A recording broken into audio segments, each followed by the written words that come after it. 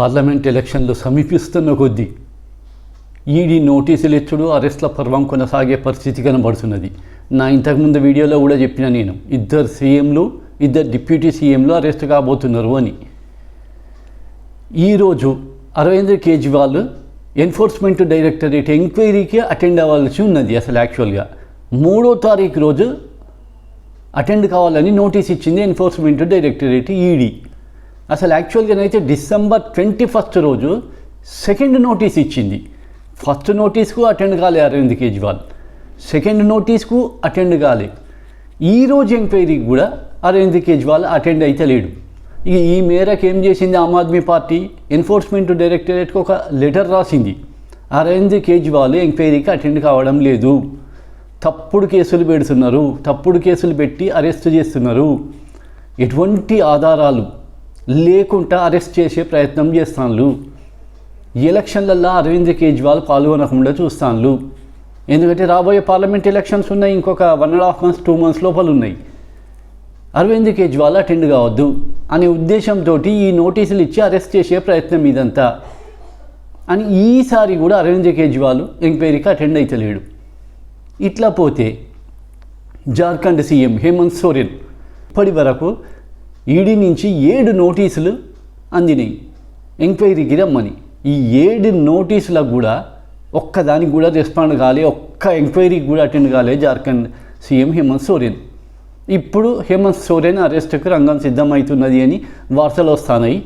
ఇక రాష్ట్ర ముఖ్యమంత్రి, ఆయనకెంత ఇన్ఫర్మేషన్ ఉండాలి, మనకే ఇంత ఇన్ఫర్మేషన్ ఉంటే అరెస్ట్ 2-3 రోజులలో అరెస్ట్ కావచ్చు అన్నదానికి రాజీనామా చేసే ఆలోచనలు ఉన్నాడు హేమంత్ సోరెన్.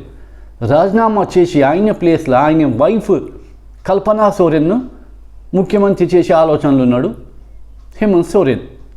ఇందుకు గాను ఒక ఎమ్మెల్యే రిజైన్ ఇచ్చేసింది ఆల్రెడీ. గాండే నియోజకవర్గం నుంచి సర్ఫరాజ్ అహ్మద్ అనే ఒక ఎమ్మెల్యే రిజైన్ ఇచ్చిండు. ఆ రిజైన్ ఇచ్చిన స్థానం నుంచి కల్పనా సోరెన్ నిలబడుతుంది. ఇదంతా ఏంది అంటే ఇండియా అలయన్స్ ఏర్పడ్డది, ప్రతిపక్షాల కూటమి ఇండియా అలయన్స్.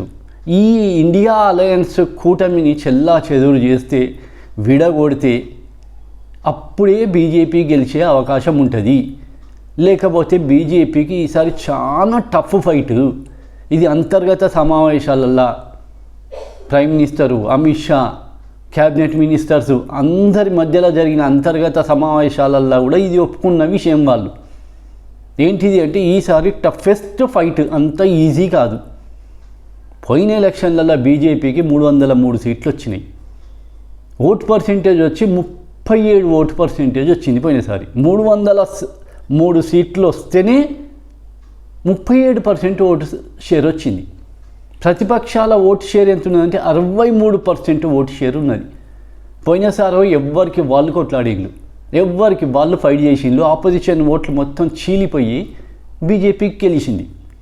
పోతే ఇంకొకటి పుల్వామా ఇన్సిడెంట్ అయింది. ఈ పుల్వామాకు ప్రతీకార చర్యగా భారత్ కూడా ఏం చేసింది, సర్జికల్ స్ట్రైక్ ఒకటి చేసింది. దీంతో కొంత నేషనాలిటీ, జాతీయ భావం పెద్ద ఎత్తున ప్రజలల్లో కలిగింది. దానికి తగ్గట్టుగా బ్రహ్మాండమైన విజయం బీజేపీకి వచ్చింది. కానీ ఈసారి ఆ పరిస్థితి లేదు. ప్రతిపక్షాలు మొత్తం కలిసిపోయినాయి, 28 పార్టీలు కలిసినాయి. ఒక్కరికొక్కరికి పోటీ ఉండేది ఇంతకుముందు, ఇప్పటికీ ఉంటుంది. రాజకీయ నాయకులు వేరే వేరే పార్టీ అన్నప్పుడు పోటీ కంపల్సరీ ఉంటుంది. ఎవరికి వాళ్ళు పెద్ద లీడర్లే, ఎవరికి వాళ్ళు ఎంతోమంది అందులో సీఎంలు ఉన్నారు, ఎవరి ఈగోలు వాళ్ళయే. అయినా కూడా ఈసారి మాత్రం దాదాపుగా సీట్ షేర్ కూడా ఏ రాష్ట్రాలలో ఎట్లా సీట్లను పంచుకోవాలి అనేది కూడా ఆల్మోస్ట్ ఆల్ ఫైనలైజ్కి వచ్చింది. అంటే ఈసారి ఒక పకడ్బందీగా, ఒక మంచి స్ట్రాటజీతోటి ఇటు రాహుల్ గాంధీ రెండో యాత్ర చేస్తున్నాడు, 2.0 భారత్ న్యాయ యాత్ర. ఇగో ఈ తీరుగా ప్రతిపక్షాలు మొత్తం చుట్టుముడుతాయి.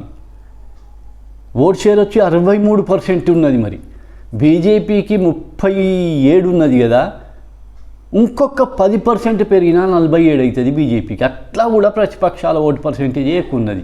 ఇగో ఈ టైంలో ఏం చేయాలి, హేమంత్ సోరెన్ నడు జార్ఖండ్ ముఖ్యమంత్రి, నువ్వు ఈ ఇండియా అలయన్స్ కూటమిలో ఉండొద్దు, నువ్వు ఇండిపెండెంట్గా నీకు నువ్వు పోటీ చేసుకో. అరవింద్ కేజ్రీవాల్ మీద ఇదే ఒత్తిడి, మమతా బెనర్జీ మీద ఇదే ఒత్తిడి, మాయావతి మీద ఇదే ప్రెషర్. ఇట్లా ఈ అలయన్స్లో ఉన్న అన్ని పార్టీల పెద్ద పెద్ద లీడర్లందరి మీద ప్రెషరైజ్ అయ్యి ఉన్నది. ప్రెషర్ పెడతాను ఈడీ, సిబిఐ, ఐటీలు. ఇది ఓపెన్ సీక్రెట్, దేశం మొత్తం తెలిసిన విషయమే, మనం చెప్పేది కాదు. మీడియా మొత్తం కోడే చూస్తుంది. ఇప్పటి కాదు, ఒక్క 8-9 నెలల నుంచి ఎప్పుడైతే ఈ ఈడీ రేట్స్ ఎక్కువైపోయినాయో, అట్లా అంటే 1 ఇయర్ దాటిపోయింది. సత్యేందర్ జైన్ ఆమ్ ఆద్మీ పార్టీ మినిస్టర్ని అరెస్ట్ చేసి 1 ఇయర్ దాటిపోయింది. ఏదో పెరోల్ మీద వచ్చి ఇప్పుడు బయట ఉన్నాడు. మనీష్ సిసోడియా ఉప ముఖ్యమంత్రి ఢిల్లీ లిక్కర్ స్కామ్లోనే. ఇప్పుడు అరవింద్ కేజ్రీవాల్కు నోటీస్ వచ్చింది కూడా ఢిల్లీ లిక్కర్ స్కామ్లోనే. ఇదే ఢిల్లీ లిక్కర్ స్కామ్లో మనీష్ సిసోడియా జైల్లో ఉండి 6 నెలలు అవుతుంది. ఇప్పటికీ బెయిల్ లేదు, ఏం లేదు. సరే, ఈ కేసులన్నీ ప్రూవ్ అవుతాయా అంటే ప్రూవ్ అయ్యే ఛాన్స్ 1% కూడా లేదు. 0.4% ఉన్నది ఈడీ పెట్టిన కేసులు. అంటే 1% కూడా పూర్తిగా లేదు, 0.5% కూడా పూర్తిగా లేదు. ఎటువంటి సాక్ష్యాధారాలు ఉంటలేవు దీంట్లో. కేసులు పెట్టి ఏంది అంటే పిఎంఎల్ఏ చట్టం, prevention of money laundering act, దీని ప్రకారంగా బెయిల్ దొరకదు. కనీసం ఒక 2 ఏళ్ళు జైలు ఉండవలసిందే. 16 నెలలు, 2 నెలలు, 15 నెలలు. జగన్ వచ్చి 16 నెలలు జైలు ఉన్నాడు. ముందైతే కేసులు పెట్టి జైలుకు పంపిస్తాను. చెప్పినట్టు వినకపోతే, ఇండియా గఠబంధన్, ఇండియా అలయన్స్ నుంచి బయటికి వచ్చి సొంతంగా పోటీ చేయకపోతే, ఇండియా అలయన్స్లోనే ఉంటే ఈ కేసులు పెట్టి జైలుకు పంపుతాం. 2 ఏళ్ళు ఉండాలి. తర్వాత కేసు శిక్ష పడి ఉండదు, ఏముండదు. వట్టిగా కొట్టుడు పోయే కేసులు ఇవన్నీ. ఒక సందర్భంగా సుప్రీంకోర్టులో చీఫ్ జస్టిసే అన్నమాట అట ఇది. ఈ కేసు కనుక ట్రయల్కి వస్తే 2 నిమిషాలు నిలబడది కోర్టులో అన్నాడట. 2 minutes ఇవి నిలబడాయి. ఎటువంటి సాక్ష్యాధారాలు లేవు. సరే, స్కాములు జరిగినాయా జరగలేదా అంటే మనం జనరల్గా పబ్లిక్ డొమైన్లో ఒక ఒపీనియన్ ఉంటుంది, జరిగిందనో జరగలేదనో. నేను కోర్టులో అది కాదు కదా. కోర్టులో కావాల్సింది సాక్ష్యాధారాలు. అట్లా మరి సాక్ష్యాధారాలు లేకుంటేనే కేసులు అంటే మరి దేశం మొత్తంలో ఎవరుండరు లీడర్లు. సాక్ష్యాధారాలు ఉంటేనే కేసులు బుక్ చేస్తారు అసలు. కాకపోతే ఇప్పుడు పద్ధతి మారిపోయింది. గవర్నమెంట్ అడ్వాంటేజ్ తీసుకుంటుంది. ఎందుకంటే సంస్థలు మొత్తం తమ చేతులు ఉన్నాయి. ముందైతే కేసు పెట్టి పంపుతాను, 2 ఏళ్ళు జైలు ఉండాలి. అయితే ఇప్పుడు చివరికి వచ్చింది ఏంది, భయపడుడు మానేసిందిగా. అంటే రెసిస్టెన్స్ వచ్చేసింది. సత్యేందర్ జైన్ను, మనీష్ సిసోడియాను, లాలూ ప్రసాద్ యాదవ్ను, వీళ్ళని అందరినీ అరెస్ట్ చేసుకుంటా పోయింది కదా. రెసిస్టెన్స్ పవర్ వచ్చేసింది. రోగనిరోధక శక్తి ఎట్లా పెరుగుతుందో సేమ్ అదే జరిగింది. ఇప్పుడు భయపడుడు బంద్ చేసిండ్రు. వస్తే అరెస్ట్ చేసుకొని పో, ఇంటికి రా, అరెస్ట్ చేసుకొని పో, మేము రెడీ ఉన్నాము అరెస్ట్ అయ్యడానికి అని ఆల్రెడీ వీళ్ళు లగేజ్ కూడా సర్దుకునే పరిస్థితి అట. ఎట్లాగో ఈడీ ఆఫీస్కి ఎంక్వైరీకి పోతే అరెస్ట్ చేసి లోపలికి జైలుకి పంపుడే. అదేదో ఇంటికి వస్తే జనరల్గా 100,000 మంది కార్యకర్తలు ఉంటారు. లాక్కొని పోవాలి, అరెస్ట్ చేసుకొని పట్టుకొని తీసుకొని పోవాలి. అరెస్ట్ చేసుకొని పట్టుకొని పోతే సింపతి వచ్చేస్తుంది ప్రజలలో.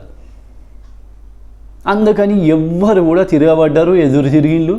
జైలుకి పోయడానికే పోతాం తప్ప మేమైతే లొంగిపోము, మేము సరెండర్ కాము.